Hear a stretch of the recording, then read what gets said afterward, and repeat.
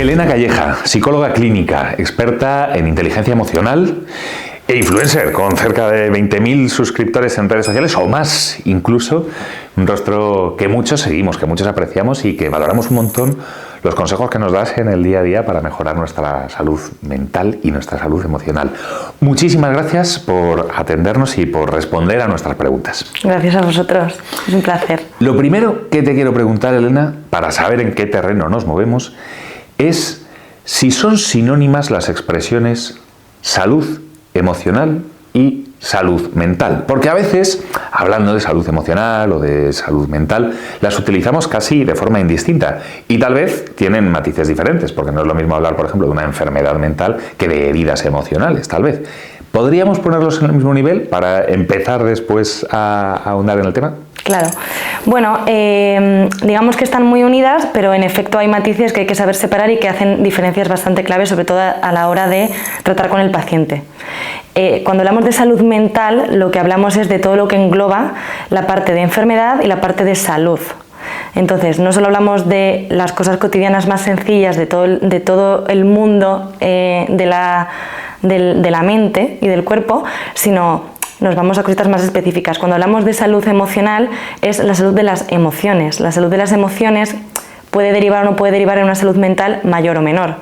Sí que tendría cuidado al utilizarla, sobre todo en el diagnóstico, cuando tenemos una persona delante que necesita recibir un feedback de qué es lo que le ocurre, porque yo puedo cuidar mucho mi salud emocional y no estar cuidando para nada mi salud mental. Sin embargo, si cuido mi salud mental, obligatoriamente tengo que estar cuidando mi salud emocional. Luego vamos a ir desentrañando un poco esos detalles, pero cada vez hablamos más de salud mental. Es un tema que ha llegado incluso a ámbitos políticos, al Parlamento, muchísimos programas de televisión, en redes sociales. ¿Esto es una moda pasajera o ha llegado para quedarse la preocupación por la salud mental? Aquí tengo opiniones diversas. Creo que la salud mental siempre ha tenido que ser una moda, porque no es que ahora estemos peor que antes, siempre ha habido enfermedad mental. Sin embargo, sí que creo que ha habido una evolución tan grande a raíz sobre todo de la pandemia, que ahora mismo corremos el peligro de que se convierta en una moda. Sobre todo por comentarios que yo escucho de que como quien tiene su entrenador personal tiene su psicólogo personal, ¿no? Y que está muy bien, me parece fenomenal, pero tenemos que dignificar esta profesión. O sea, no todo el mundo necesita un psicólogo, hay muchísima gente que sí lo necesita. De hecho, ir al psicólogo siempre es bueno, porque no hace falta ir cuando estamos muy mal, también podemos ir por millones de otras causas, incluso el propio crecimiento personal o adquirir inteligencia emocional. Me gustaría decirte que quiero que se quede para siempre, pero si se queda, que se quede sabiendo de verdad que nos encontramos ante una ciencia. No es lo mismo hablar de enfermedad mental que de problemas de salud mental. Igual que no es lo mismo el que se hace un esguince que el que le tiene que amputar la pierna, ¿no? ¿Cuáles serían las diferencias entre una mala salud mental o heridas emocionales y lo que sería una enfermedad mental ya más seria? Sí. Bueno, yo creo que hay que tomarse en serio cualquier tipo de síntoma, porque al final de algo pequeñito podemos derivar algo más grande, ¿no? Entonces no podemos pasar desapercibido detalles. Creo que es muy importante ver las cosas a tiempo. Es decir, una ansiedad que al principio se va viendo puede no derivar en un trastorno de ansiedad generalizado o una fobia específica. Entonces, conocerse a sí mismo, el autoconocimiento para saber gestionar nuestras emociones, nos ayuda a prevenir. La prevención en psicología se habla poco, pero yo le doy un 10. O sea, es clave la prevención. Distinción como tal, que no se nos olvide que también hay enfermedades genéticas, ¿no? O sea, el suicidio también, o sea, nosotros preguntamos, ¿ha habido suicidios en tu familia? ¿Ha habido ansiedad muy fuerte en tu familia? ¿Ha habido depresiones anteriores en tu familia? Porque hay un transcurso generacional. Entonces, hay un componente genético, todos somos de una manera, ¿no? Esto es la personalidad versus un poco pues esta parte genética, ¿no? Entonces, tenemos que tener en cuenta que todos tenemos algo, una tendencia a. Yo, por ejemplo, tengo una tendencia ansiosa. Yo sé que ante un evento que me paraliza me pongo más nerviosa que triste. Entonces, yo tengo que saber un poquito cómo soy, conocer mi familia, para también saber un poco cómo gestionarme a nivel emocional. Cuando trastoca nuestra vida de una manera en la que nos paraliza tanto, en el que dejamos de hacer las cosas básicas, que es comer, beber, reír, acompañar, trabajar, ducharnos, o sea, cosas como muy sencillitas que pasamos por alto en el día a día, pero una persona con depresión no puede hacer. o salir a la calle simplemente, que una persona con ansiedad elevada no puede hacerlo. Cuando esas cositas nos empiezan a costar, ya hablamos de una enfermedad mental. Hoy hay mucha gente que habla de una verdadera epidemia de mala salud mental. El consumo de ansiolíticos y de antidepresivos está disparado. Cada vez es más frecuente encontrar personas, y personas incluso reconocidas socialmente, que reconocen y hablan abiertamente de sus problemas de salud mental o de la necesidad de ir a terapia. Esto que apuntabas un poco, ¿no? Primero, ¿realmente cuáles son las causas de esta epidemia de salud mental? De mala salud mental, por así decir. Y segundo, además de poder saber cuáles son las causas generales, podríamos decir, ¿realmente estamos tan mal o es que hay más conciencia de que es importante tener la salud mental y nos estamos subiendo un poco a la moda, ¿no? Como un poco en esa misma línea de lo que decías, de tratar de sustituir otros ámbitos de vida espiritual o relacional o de crecimiento personal por el decir, bueno, pues ahora igual que voy al gimnasio, voy al psicólogo? Pues mira, yo creo que si lo pudiese poner en un titular, diría que el problema es la falta de gestión, de una buena gestión de la libertad. ¿Por qué? Porque yo creo que el principal problema que tenemos es que tenemos tantos inputs, tantas opciones y tanta libertad para hacer o deshacer, que no estamos hechos para gestionar esto de una manera correcta. Con esto pues me refiero a problemas más graves, tipo pues, la pornografía, el tema de la sexualidad desbordada, las elecciones afectivas, bueno, cuanto más inputs, más ansiedad, más falta de gestión emocional, también con la depresión. Es decir, el tener un campo tan abierto de opciones, a no ser que tengamos una madurez muy, muy desarrollada, puede llevar y puede derivar, o casi siempre deriva, en poder tomar malas decisiones. Las malas decisiones nos llevan a la falta de salud mental, es inevitable, porque las buenas decisiones son buenas y las malas son malas, y eso debería ser una ley universal. Entonces, creo que la libertad bien gestionada da lugar a una buena salud mental. La falta de libertad o la libertad mal gestionada da lugar sobre todo, a mucha insatisfacción personal. Personas tristes, personas insatisfechas, personas con anhelos que no consiguen llenar, que solo la espiritualidad puede llenar, y que hacen que de alguna manera confundamos el sentirnos libres con querer escapar de nuestra vida. Y eso es un motivo grande de consulta hoy en día. Es decir, que no todo es tan subjetivo como nos quieren hacer creer. Hay formas de vida y elecciones que hacemos en la vida que nos construyen y otras que nos destruyen. Exactamente. La segunda parte era si pensabas que esto realmente, bueno, estamos tan mal socialmente como a veces parece, o es que estamos pues abusando de una sobremedicación o un exceso de psicologización de los problemas. Realmente, como sociedad, ¿estamos tan mal? Pues mira, sí. Sí y no. ¿Por qué sí? Sí, porque creo que, por ejemplo, el abuso que hay ahora mismo con la medicación no es normal. O sea, todo el mundo lleva Lexatin en el bolso, a la mínima se toma un antidepresivo. ¿Esto por qué viene? Pues porque lo tenemos a nuestro alcance mucho más fácil. O sea, una persona que está mal, evidentemente, necesita una medicación, pero tiene que estar bien pautada y tiene que haber unos expertos que digan que de verdad esa persona lo necesita. Yo, tristemente, lo que veo hoy en día, casi todos son psiquiatras maravillosos, ¿no? Y psicólogos estupendos, pero sí que veo un poco bueno, me lo quito y no me quiero enfrentar a las cosas. Como sociedad, lo que veo mal es que no nos enfrentamos a las cosas. Vamos haciendo una bolita que se va haciendo cada vez más grande hasta que llega un punto en el que no podemos gestionarlo. La persona que sí que sabe gestionarlo es una persona que se enfrenta, que no huye y que mira sin miedo a lo que está ocurriendo. Como sociedad creo que hay un poquito de sobreinformación. Me puedo incluir por las redes sociales, es decir, cuando tenemos demasiada información sobre cosas que nos pasan, que muchas son normales, tendemos a psicopatologizar cosas que no lo son. Y pongo de ejemplo, una persona que viene a consulta porque ha roto con su pareja después de 10 años y viene porque quiere un antidepresivo porque está triste. Pues lo más normal del mundo es que estés triste. Entonces, eso, hay dos rumbos. o se toma como una experiencia que tienes que trabajar y tienes que saber aguantar y tienes que gestionar, tienes que saber gestionar el dolor, o se puede volver una patología, una depresión, una ansiedad, un trastorno obsesivo compulsivo. Por eso te decía antes lo de las decisiones. Creo que la sociedad no nos está ayudando mucho a llevar esto con cabeza.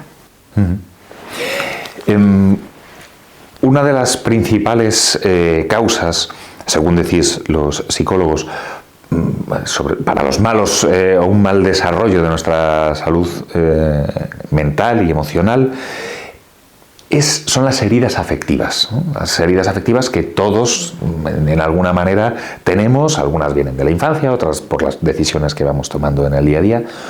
¿Cuáles son, desde tu experiencia clínica, las principales heridas afectivas que pueden provocar problemas más serios cuando hablamos de salud mental y salud emocional?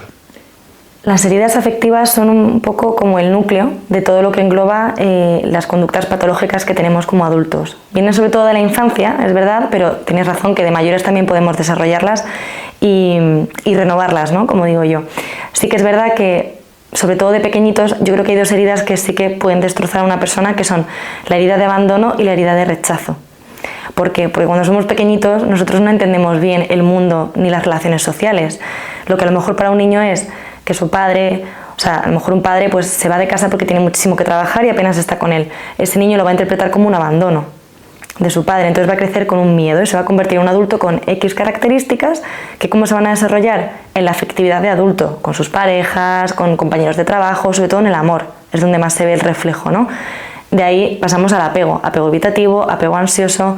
El apego, que ahora está más muy de moda y que está muy bien que todos sepamos qué tipo de apego tenemos, viene derivado de las heridas. La herida del abandono igual. Cuando yo siendo pequeñita me he sentido abandonada, voy a crecer siendo una adulta con miedo al abandono, voy a ser complaciente, va a haber neuroticismo, va a haber un apego ansioso, porque mi mayor miedo es a que me abandonen, o lo contrario, ¿no? O que me rechacen. Cuando esto ocurre, al final nos volvemos esclavos. Es lo que te decía antes de la libertad. Cuando falla la libertad, también nos volvemos psicológicamente inestables. Escuchándote, claro, estoy pensando que si las heridas afectivas de la niñez nos influyen tanto en la vida adulta y estamos viendo hoy cada vez más una destrucción de la familia, hogares desestructurados, niños que tienen que pasar 15 días en una casa, 15 días en otra, parejas cada vez más inestables, ¿no? En el sentido de que al final la madre tiene varias parejas, el niño conoce a distintas parejas de la madre o del padre. Es decir, hay una desestructuración familiar muy importante. Esto dentro de unos años va a aflorar en problemas de los adultos en el ámbito de la salud mental. Sí, me encantaría decirte que no, porque también pienso que, bueno, pienso no, y lo veo, yo que trato a niños, cada vez son más los padres que se involucran en esto y dicen, vale, pues por ejemplo nos hemos separado, entonces, oye, veo a mi niño o a mi niña que tiene esto, que está con este miedo o que lo veo tal, lo llevo al psicólogo y que lo valoren, ¿no? Entonces veo mucha responsabilidad por parte de los padres, que me encanta, pero eso no quita que al final también como niños vayan sufriendo. Yo creo que en el futuro sí que va a haber un poquito más de estas heridas, porque al final es lo que tú dices, vamos a peor muchas veces en la estructura familiar, pero también es verdad... No solamente por separaciones, quiero decir. Claro, bueno, por todo, por el estilo de pareja... Padres ausentes, el estilo de todo, pareja, claro, el tipo de convivencia... demasiada libertad, como decía, o sea, todo esto al final lleva a niños... O sea, un niño necesita un núcleo familiar muy concentrado y muy sano. Al final, pues, es importante que como padres, incluso como padres separados, sepan gestionarlo y pueden llevarlo fenomenal, pero hay que estar más pendientes de ellos. Entonces, por un lado, como hay más responsabilidad por parte de los padres, los niños se están protegiendo más y está saliendo todo muy bien en ese aspecto de controlarles desde pequeñitos la parte emocional. Sin embargo, quiero pensar que como también la psicología va avanzando, eso va a hacer también que podamos evitar o que podamos encontrar cada vez más herramientas, más estrategias de afrontamiento para ayudarles desde antes. Y que no lleguen a adultos disfuncionales, sino que podamos pararles a tiempo y que puedan tener una vida mucho más feliz. Otro de los ámbitos que se suele decir, es que es complejo a veces distinguir cuándo tienes un problema de cuando tienes pues las circunstancias de la vida. Cualquiera, digamos, puede sentirse cansado después de llegar de trabajar, y me duele un poco la espalda o tal, o estoy un poquito más gordito de lo normal, he cogido un par de kilos en vacaciones o tal. Pero hay un punto en el que ese cansancio pues se convierte en fiebre y dices, uy, algo está pasando, tengo que ir al médico. O que el sobrepeso, ya subes las escaleras y llegas a ahogar y dices, uy, tengo que ir al gimnasio o al endocrino, a quien sea, ¿no? Es decir, hay síntomas en la salud física que nos van alertando de que, oye, tal vez hay un problema o es bueno atajar la situación ahora para evitar un problema mayor en el futuro. Con el tema de la salud mental, a veces es más complejo, porque estas son situaciones de la vida, todos tenemos estos problemas, o al contrario, lo que son situaciones cotidianas de la vida, pensamos que ya tenemos cualquier cosa realmente grave, ¿no? Y estamos pasando por una depresión, cuando lo que tenemos es a lo mejor pues una tristeza porque hemos roto una relación, un noviazgo, un duelo natural, ¿no? ¿Cuáles son los principales síntomas, las banderas rojas, por así decir, las señales de alerta para decir, oye, esto que te está pasando, tienes que atajarlo desde ya o tienes que empezar a tomártelo más en serio para evitar problemas mayores o para sanar una herida, un problema que ya es actual y que está empezando a afectarte a ti y a los de tu entorno? ¿Cuáles son esos síntomas en el ámbito de la salud? Qué buena pregunta. Pues mira, te diría que el cuerpo también habla en el tema de salud mental. O sea, somatizamos y el cuerpo grita lo que la mente calla. Esta frase se escucha mucho y tiene de verdad, súper verdad. O sea, el cuerpo te va a dar señales de que algo en tu cabeza no está yendo bien. Normalmente somatizamos con el estómago. Yo que me encargo también de la parte de digestivo, funcionales, los trastornos funcionales vienen por no querer afrontar lo que nos está pasando. Entonces, el cuerpo también habla y hay que estar pendientes de las señales. Con la ansiedad pues, o con la depresión, pues lo del estómago, dermatitis, los típicos tocs que te pueden dar de vez en cuando, ¿no? O sea, los tocs no, los tics que te dan en los ojos muchas veces. Ese párpado que te tiembla. El párpado que te tiembla y que la gente se queda así y yo siempre que veo a alguien digo, está a tope de cortisol, o sea, en cualquier momento pega el petardazo. Entonces, el cuerpo hay que escucharlo. Yo siempre le digo a mis pacientes que no hacemos nada si no atendemos las necesidades corporales primero, porque el cuerpo ya te da pistas, ¿no? La ansiedad es una pista muy grande. O sea, si mi cuerpo está demasiado cansado y yo no hago demasiado, algo está pasando, ¿no? Pues primero escuchar el cuerpo. Creo que también los demás lo saben ver mejor que nosotros y muchas veces no queremos escuchar verdades. Entonces, si reiteradamente nos están diciendo no te veo bien, ¿qué es lo que te pasa? Eso ya nos tiene que dar una pista de que algo no está pasando. ¿Por qué la gente no acude antes a terapia? Porque nos creemos muy autosuficientes. Yo puedo, yo espero, yo aguanto y de repente, ¡pum!, explotamos, ¿no? Entonces, hacer caso a nuestros familiares y a la gente que está pendiente de nosotros siempre es importante. Hacer una escucha activa sin sentirnos juzgados es importantísimo para pedir ayuda a tiempo. Y yo creo que hay un factor que es bastante determinante, que es el aislamiento. El aislamiento en general, o sea, el aislamiento de tus amigos, por ejemplo, el aislamiento de tu propia mujer o tus propios hijos, el aislamiento de ti mismo y el aislamiento con Dios. ¿En qué sentido aislamiento? ¿En que te encierras en ti? ¿En que no compartes? ¿En que no...? De repente te das cuenta de que no te apetece hablar, que no te apetece compartir cosas bonitas, que lo malo te lo guardas, que lo bueno también, que no quieres verles, que te da pereza, esa apatía, esa anedonia, esa falta de emoción que tienes, esa, como me dicen algunos pacientes, ¿no?, de estoy plano, ni siento ni padezco. Pues esto, al final lo que nos hace es, vale, me quiero encerrar en mi mundo porque no lo quiero compartir, porque no me atrevo, pero por otro lado, el único sitio donde me siento a gusto es conmigo mismo o conmigo misma, porque aquí yo controlo. Entonces, cuando nos aislamos, siempre tenemos que ver qué es lo que nos está pasando. Dices que el cuerpo habla. ¿Cómo impacta en nuestro cuerpo? ¿Cómo nos afecta a la salud física una mala salud mental? Pues en todos los aspectos. Y gracias a Dios que cada vez se va viendo más la relación entre cerebro, por ejemplo, e intestino, o la salud física y la salud mental. De nada vale ir al gimnasio todos los días y estar a tope si no cultivamos la mente y viceversa. Sobre todo es en el cansancio. O sea, en el cansancio crónico, que es lo que más vemos, se ve mucho cuando un paciente de verdad se encuentra mal, que es el cansancio crónico. Como decía, la postura. La postura, yo siempre que veo, cuando llegan mis pacientes a consulta, le digo, recto. Te pones recto, porque una persona que se quiere curar y que está sanando está recta, no está hacia adelante, ¿no? La mirada, la cabeza hacia adelante, o sea, el cuerpo da pistitas de que estamos mal, si nos tocamos mucho las manos, si estamos tocándonos mucho el pelo, haciendo muchos gestos. Ya por supuesto hablamos de la higiene, cambios drásticos en el físico, subidas de peso exageradas, bajadas de peso sin motivo. O sea, el cuerpo al final lo que está diciendo es, por favor, o sea, que alguien me ayude, no puedo más. Y una mala salud mental abre la puerta a otras enfermedades. ¿A cuáles serían?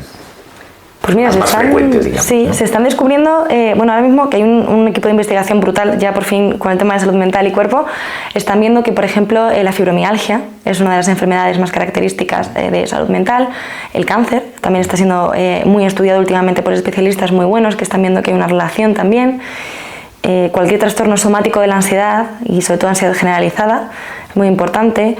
Bueno, y sobre todo yo creo que todo lo que sean enfermedades degenerativas, ¿no? Pues el Alzheimer, el Parkinson también están muy relacionadas. Entonces estamos viendo que ya no es solo cuidarme para estar bien, sino que hay enfermedades físicas, crónicas y que terminan mal muchas veces, que están muy relacionadas con cómo has llevado tú la vida anteriormente de esa enfermedad. Y sobre todo cómo la afrontas también. Antes has apuntado la relación que hay entre la ansiedad, la pérdida del sentido de la vida, el vacío que muchas veces encontramos y que refieren incluso gente muy joven. Sí.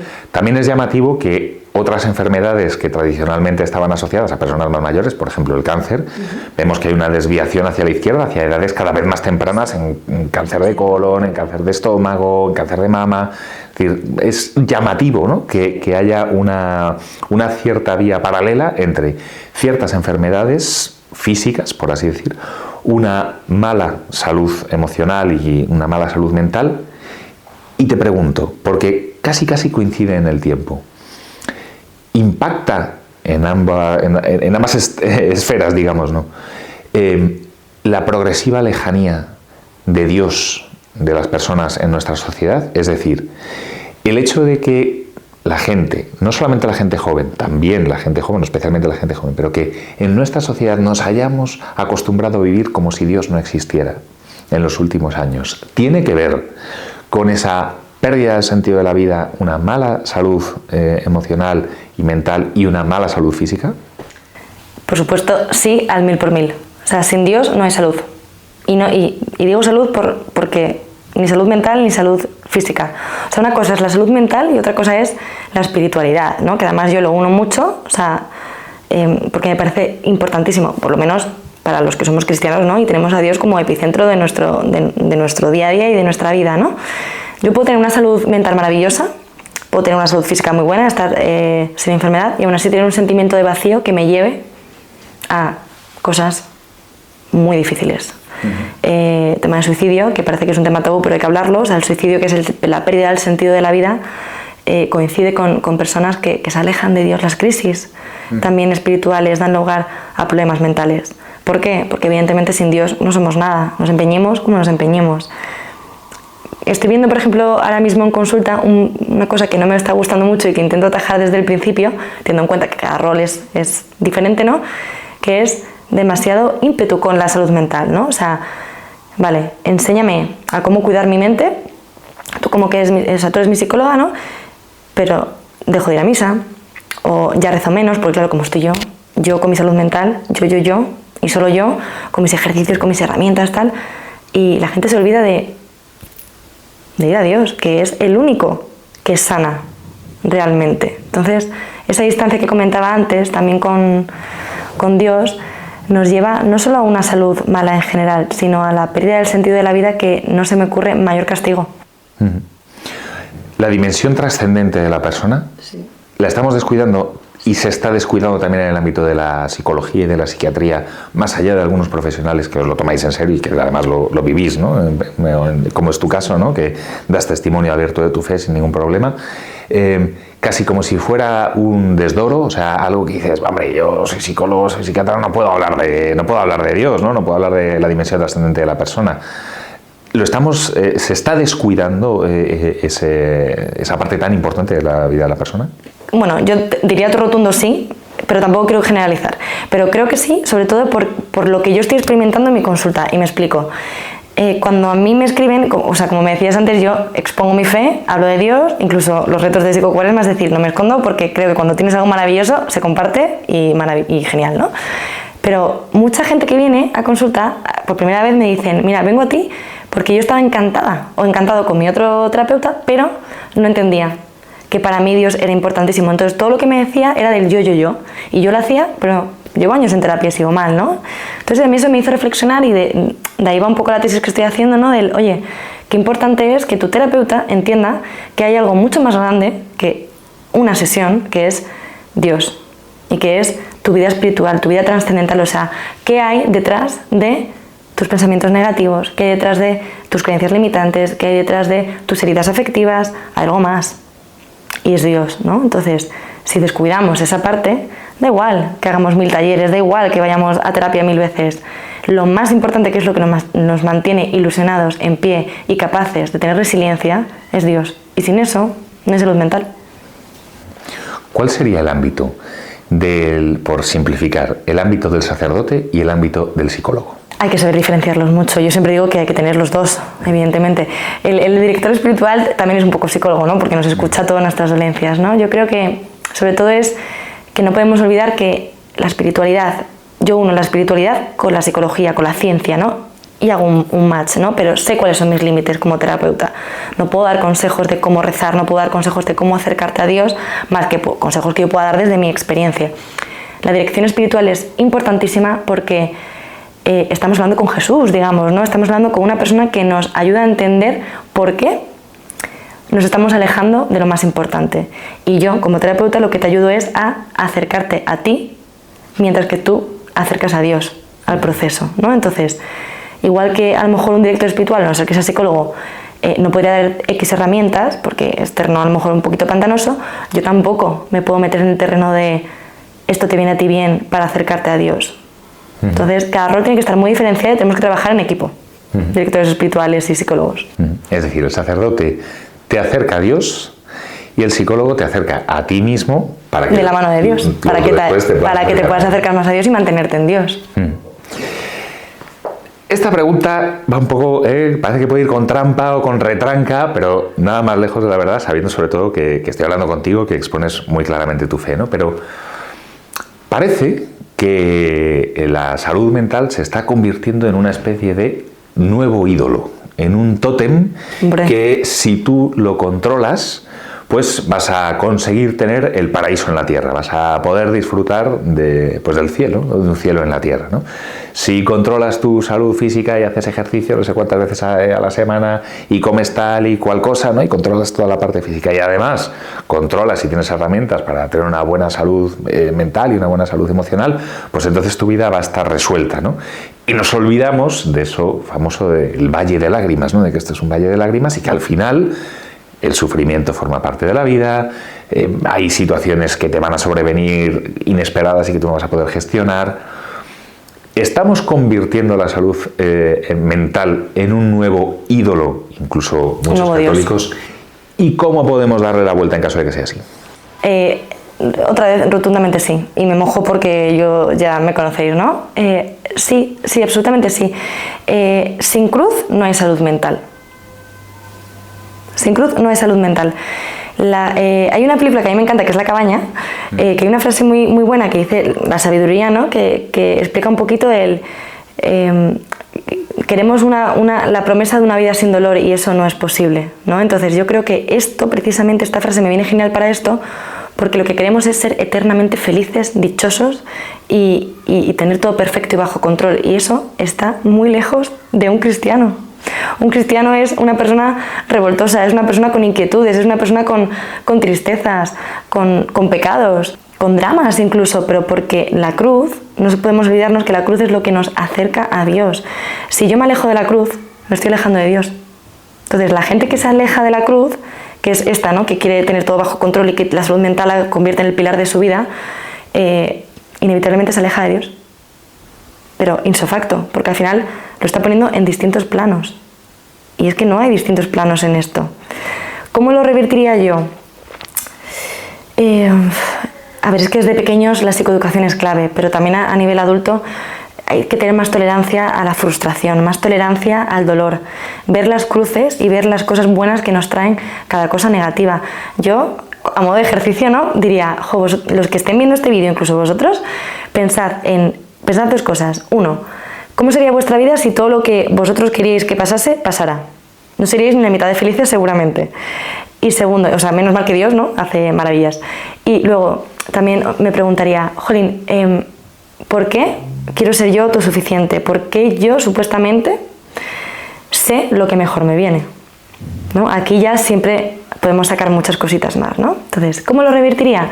Pues yo creo que agachando la cabeza, sin olvidar que estamos aquí por Dios y que Dios siempre tiene la solución a todo, ¿no? Y de cualquier desgracia, y suena fuerte, ¿no? Yo lo he experimentado por la muerte de mi padre, de la cosa más dolorosa Dios saca una bendición bestial, incluida de la enfermedad mental. Entonces, si enfocamos la salud mental como un ídolo y demonizamos la enfermedad mental, también nos alejamos de la esencia de la vida, de nuestra identidad y de lo más importante que es el sentido de la vida, que no deja de ser Dios. Para terminar, quiero plantearte una pregunta que a mí me parece esencial y fundamental y con la que me gusta siempre terminar mis entrevistas, que es, asumiendo que me he dejado algo importante que preguntar, seguro, ¿no? Pues, ¿qué es lo que yo no te he preguntado que tú querrías decir, que consideras que es importante decir? Es que es muy buena, esta pregunta. Algo fundamental, algo que tú consideras que debería saberse. Que quien vaya a escucharte y quien vaya a ver este vídeo y quien vaya a leer después el reportaje que vamos a sacar en La Antorcha con esta entrevista, esto es importante para que esas personas lo sepan. Vale, ya lo tengo. Me gustaría que supiesen que lo que les pasa es normal. O sea, me gustaría que sintiesen que no son diferentes, ni débiles, ni raros, ni menos capaces por tener una enfermedad mental. Que no se autoboicoten, que no se rindan, que tengan esperanza, que se apoyen en profesionales, que nos llamen, que nos cuenten, o en sus familias, no hace falta que sean nosotros, pero que sientan que la enfermedad mental limita, pero no destruye, y que están a tiempo. Entonces, que no se sientan diferentes ni raros, ni tengan miedo a pedir ayuda, que Dios les va a ayudar, pero que nosotros también estamos para darles toda la ayuda, y la gente es muy feliz.